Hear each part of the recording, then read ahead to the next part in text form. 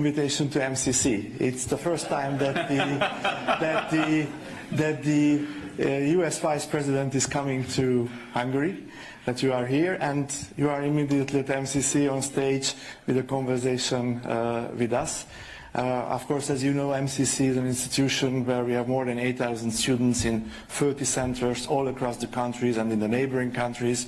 We also do a lot of research, a lot of events, and from the age of 10, basically till the PhD, till the end of the PhD studies, we have a lot of students. Why was it for you important to come to us? Well, I'll give you two answers. So the first is that I was having lunch with Viktor Orbán yesterday, and I said, what can I do to help? And he said, go and speak at MCC. And I said, okay.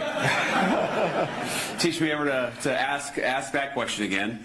But no, we're very excited to be here because it is such an important institution. And what I like about MCC is that it shows, I believe this was started in 1996, correct?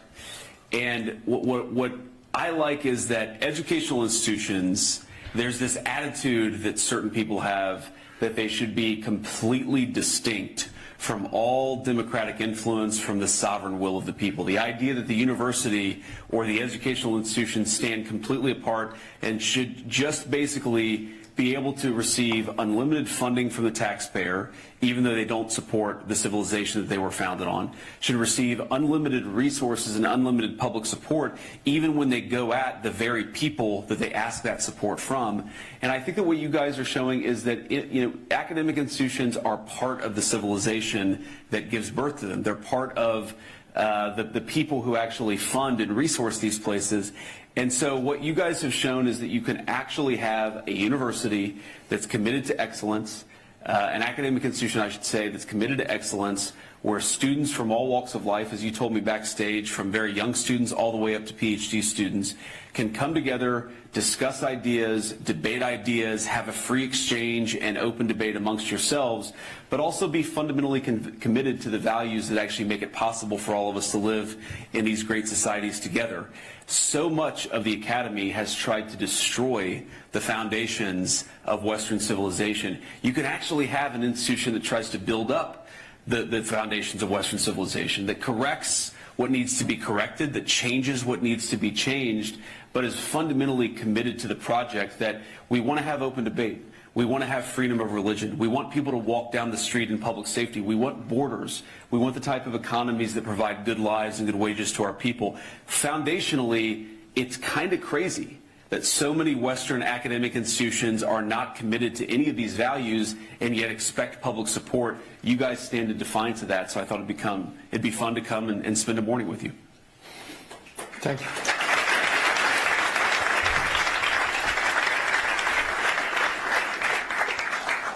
I could talk for hours about MCC, but let's jump into political topics. You have now an issue in the United States that the Ukrainian intelligence services attempted an influence on the American elections. Sure. Can you a bit describe to the Hungarian audience what is this about? And why I ask it's because it's a topic as well in Hungary. Yes. The Ukrainian, we have this issue with the DUBA pipeline, which is delivering oil through Ukraine to Hungary. Also, President Zelensky said that if Viktor Orbán doesn't change his behavior, he will send his soldiers to his private address. So also we have an issue with this, this question of Ukrainian influence. What is the situation in your country, and how do you see this in Hungary? So first of all, I wasn't even aware that Zelensky had said that he was going to send private soldiers to the Prime Minister's residence until yesterday. Viktor actually told me that, and then I went and looked it up. Almost couldn't believe it's true, but it's true. It's completely scandalous. You should never have a foreign head of government or a foreign head of state threatening the head of government of an allied nation. It's preposterous. It's unacceptable. And what I find so interesting about, there's a lot of conversation about foreign influence in our elections. So you saw this back in 2016, where a lot of the American media said that it was a true scandal that the Russian government bought like $500,000 of Facebook advertisements during the 2016 campaign. And for what it's worth, I don't want Russia involved in our elections in the same way that I'm sure you don't want any other country involved in your elections. I've also been told that the Vice President of the United States coming and saying that Viktor Orbán is doing a good job and is a helpful statesman to the cause of peace, that's foreign influence. But what's not foreign influence is when the European Union threatens billions of dollars withheld from Hungary because you guys protect your borders. That's apparently not foreign influence. What's not foreign influence is when the Ukrainians shut down pipelines, causing suffering among the Hungarian people in an effort to influence an election. That's allegedly not foreign influence. It doesn't pass the smell test. Foreign influence is when other governments threaten, cajole, and try to use economic influence to tell you how to vote.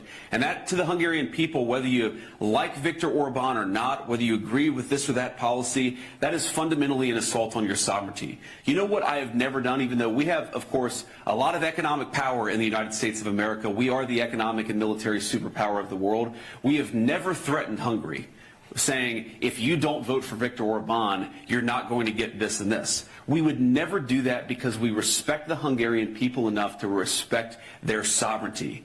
The fact that so many foreign actors, whether they're transnational organizations like the bureaucrats in Brussels, or whether it's foreign governments, are literally threatening the Hungarian people, vote this way or we're going to exact our revenge on you, that should make you very angry. You should vote against that for the simple reason that you are sovereign in this country. One of the coolest things about my visit is, late yesterday, when it was closed down, we went and saw the crown of St. Stephen in the Parliament.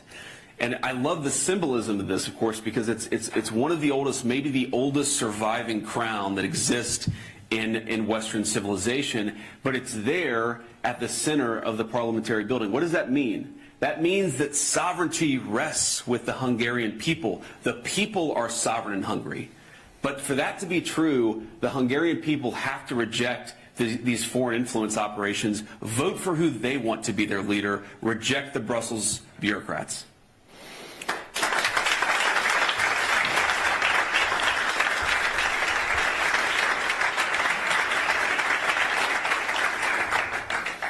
You were talking about the influence from Brussels. It's also interesting how, for example, free speech is in danger. If you look on the tech companies Sure. and the influence on them from the Brusselian bureaucrats, it's an important topic, it's an important question. But in connection to you, one of the largest Hungarian oppositional leftist mainstream press wrote that there is no Ukrainian or Brussels influence in Hungary, only Russian influence. Do you know this from somehow?